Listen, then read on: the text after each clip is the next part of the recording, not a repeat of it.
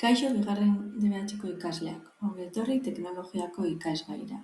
Gideon Zaita naiz eta ikasturte honetan zuen teknologiako irakaslea izango naiz.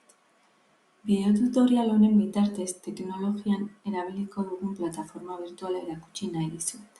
Eguneroko erabileran arazorik ez izateko eta erraztasunarekin nabigatzeko. Erabiliko dugun plataforma Google Classroom izango da. Orduan, bideoaren helburua Classrooma nola erabili jakitea da.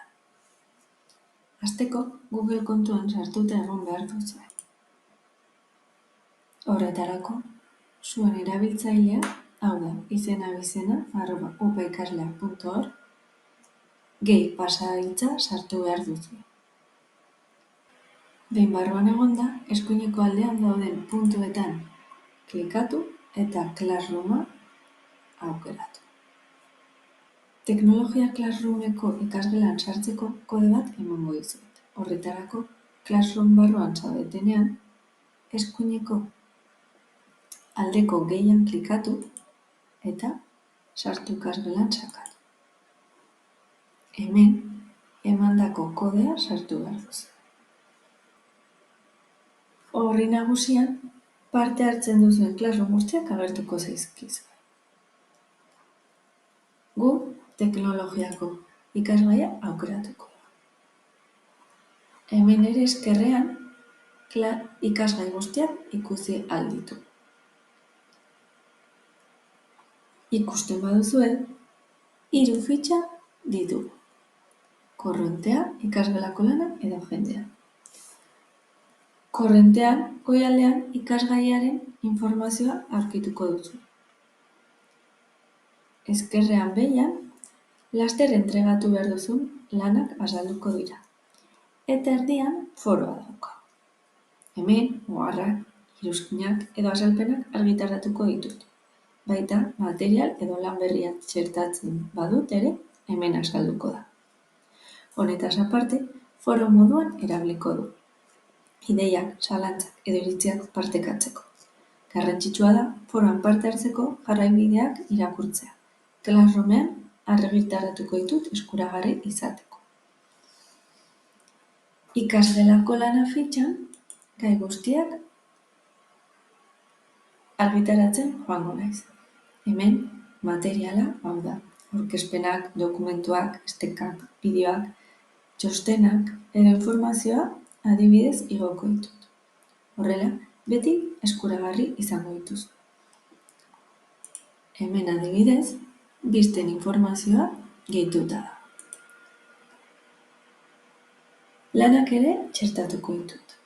Entregak plataforma bidez egin beharko dira.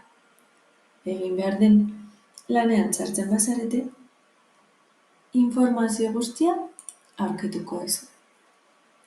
Zer egin behar den, epemuga baldin badauka, puntuazio maksimoa eta eskubian entrega egiteko lekua.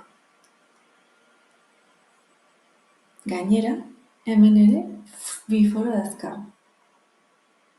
Foro publiko bat, ikasgai honetan parte hartzen dugun guztiok ikusiko duguna, eta iruzkin pribatuak egiteko bakarrik irakaslea.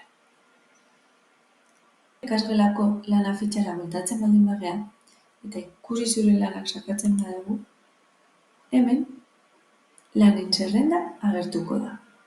Honekin batera, kalifikazioa.